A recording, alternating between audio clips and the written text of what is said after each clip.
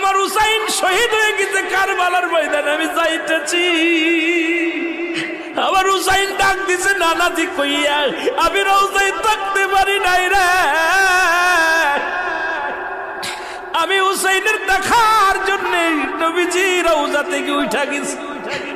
আলেমরা সর। ইবনে আব্বাস বলে আমি স্বপ্নের মধ্যে দেখেছিলাম আমার রাসূল ডাকতে বলে মক্কা মদিনার মানুষেরা রে আর ঘুমাস না, আর দূরে ঘরের মধ্যে থাকিস না। আমি নবী রওজায় ঘুমাইতে পারি নাই, কান্না সহ্য করতে পারি নাই।